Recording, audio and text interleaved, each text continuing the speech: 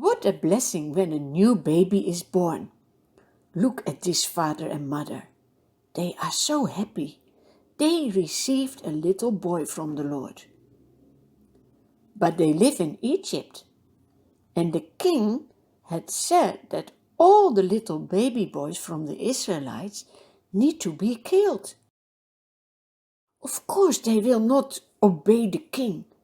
They fear the Lord and they trust him. The Lord can take care of their baby. Whenever the baby boy is crying, they hide him.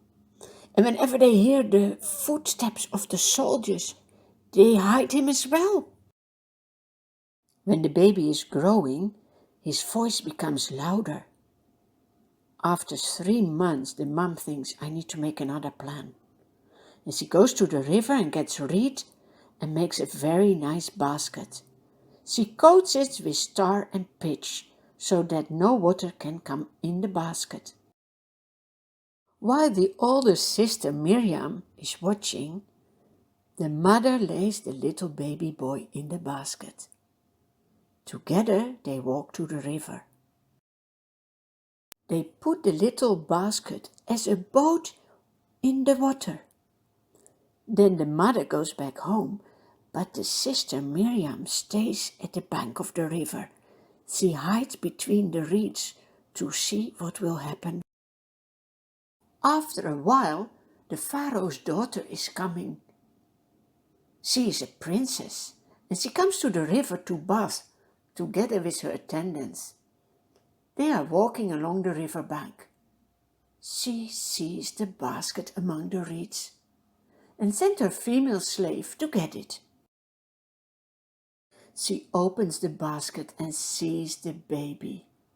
He is crying and she feels sorry for him. She says, this is a baby from the Israelites. She loves the baby. She wants to keep the baby. But what can she do? The baby is crying. He is hungry.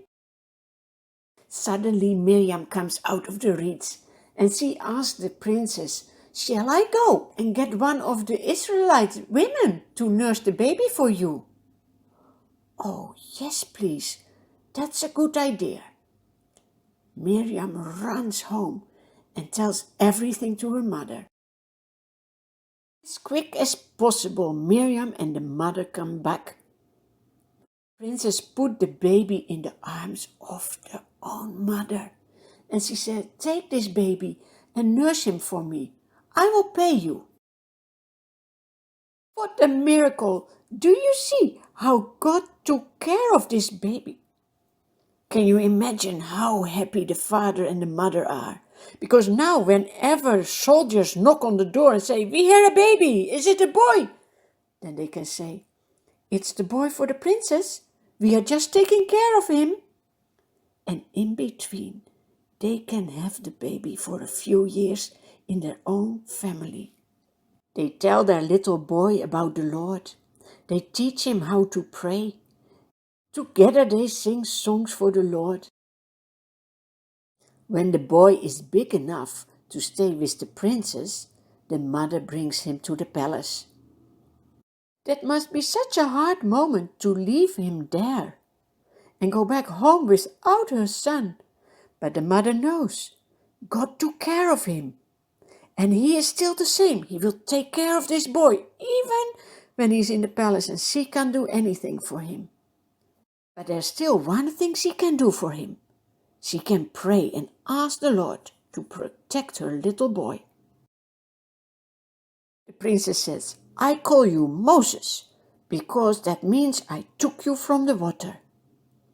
And she makes sure that Moses learns a lot of important things.